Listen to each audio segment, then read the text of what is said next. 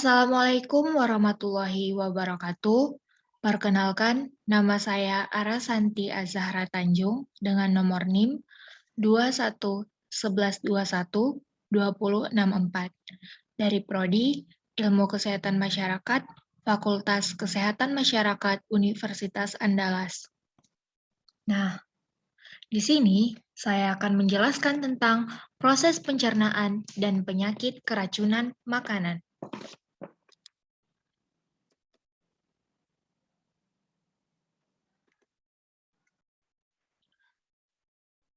Langsung saja kita mulai dari proses pencernaan makanan. Apa itu proses pencernaan makanan?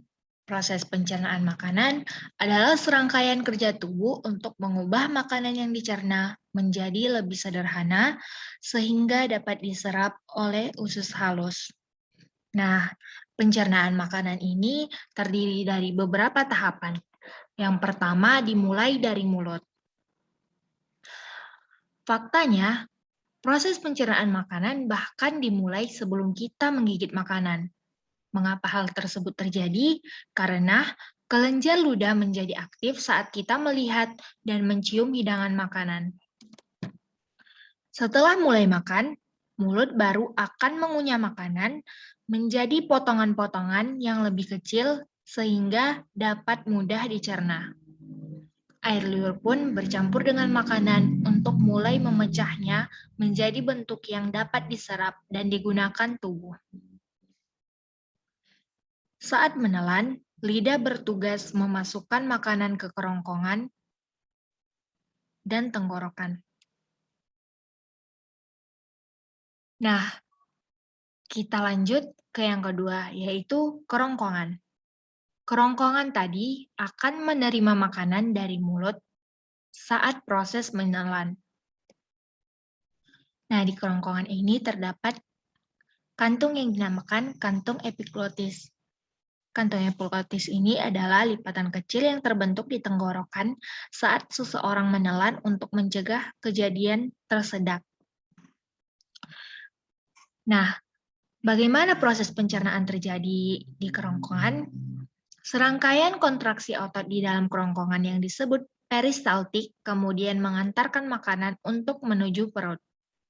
Tetapi pertama-tama, otot mirip cincin di bagian bawah kerongkongan yang disebut sphincter esophagus bagian bawah harus dilihat terlebih dahulu untuk membiarkan makanan masuk. Sphincter kemudian berkontraksi dan mencegah isi perut mengalir kembali ke kerongkongan. Nah, selanjutnya adalah lambung. Lambung ini adalah organ berongga atau wadah yang terletak di sebelah kiri rongga perut kita. Lambung sering juga disebut kantung nasi. Fungsi lambung pada dasarnya untuk menyimpan makanan saat sedang dicampur dengan enzim pencernaan. Enzim ini melanjutkan proses memecah makanan menjadi bentuk yang dapat digunakan. Sel-sel di dalam lapisan lambung akan mengeluarkan asam kuat dan enzim kuat yang bertanggung jawab untuk proses pencernaan makanan. Ketika makanan sudah diproses, sisanya kemudian dilepaskan ke usus halus. Nah, selanjutnya yaitu usus halus. Usus halus adalah tabung berotot sepanjang 22 kaki atau sekitar 8,25 meter yang berfungsi memecah makanan menggunakan enzim yang dilepaskan oleh pankreas dan empedu hati. Usus lambung menjadi tempat penyerapan sari makanan dan tempat terjadinya proses pencernaan yang paling panjang. Usus halus sendiri terdiri atas 3 bagian, yakni usus 12 jari atau duodenum, usus kosong atau jejunum, dan usus penyerap atau ileum. Nah, setelah itu akan masuk ke usus besar. Usus besar adalah tabung berotot sepanjang kurang lebih 1,82 meter yang menghubungkan usus kecil ke rektum. Usus besar antara lain terdiri dari sekum, kolon ascendens kanan, kolon transversum melintasi, dan kolon descendens kiri. Serta ada juga yang namanya kolon sigmoid yang terhubung langsung ke rektum. Usus besar ini bertanggung jawab untuk memproses limba yang tersisa dari proses pencernaan.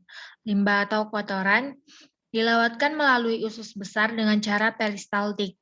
Pertama, dalam keadaan cair dan akhirnya dalam bentuk padat. Karena tubuh memerlukan air, maka sebagian besar air diserap kembali ke usus besar. Penyerapan kembali air adalah fungsi penting dari usus besar. Bentuk kotoran kemudian disimpan dalam usus sigmoid berbentuk S sampai ada dorongan untuk mengosongkannya. Gerak peristaltik lalu akan mendorong tinja ke dalam rektum sekali atau 2 kali sehari hingga dikeluarkan melalui anus.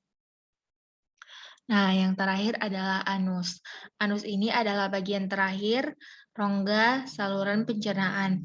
Organ saluran pencernaan ini berbentuk saluran sepanjang 2 inci atau 5,8 cm yang terdiri dari otot-otot dasar panggul dan 2 sfinkter anal, internal dan eksternal.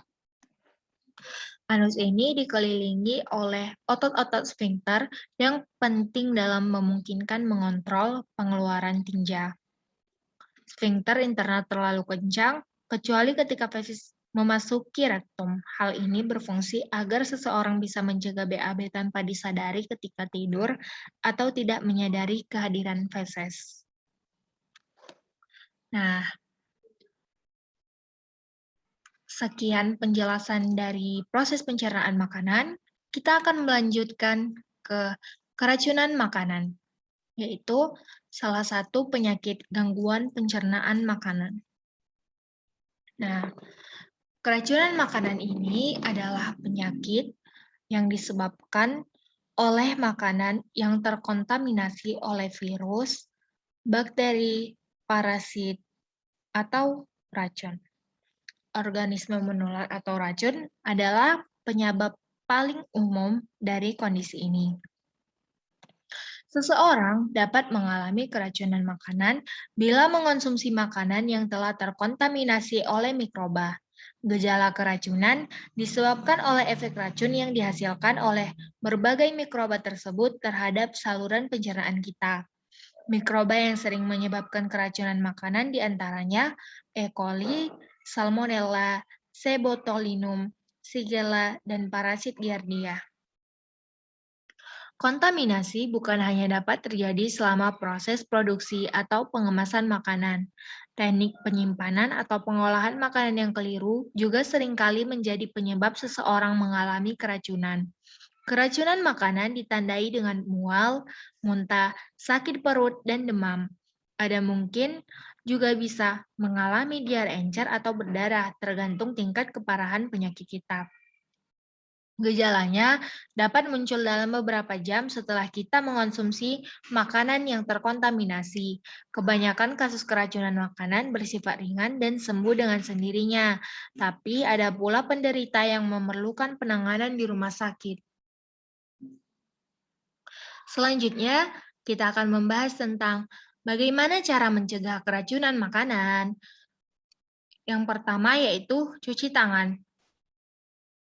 Yang kedua, senantiasa membersihkan meja dapur, baik sebelum maupun sesudah kita makan. Yang ketiga, menggunakan alat-alat memasak yang bersih. Yang keempat, menyimpan bahan makanan mentah secara terpisah. Yang kelima, memasak makanan hingga mencapai suhu yang benar. Yang keenam, menjaga suhu kulkas. Dan yang ketujuh, berhati-hati saat berbelanja bahan makanan. Sekian penjelasan dari saya. Semoga dapat bermanfaat. Terima kasih.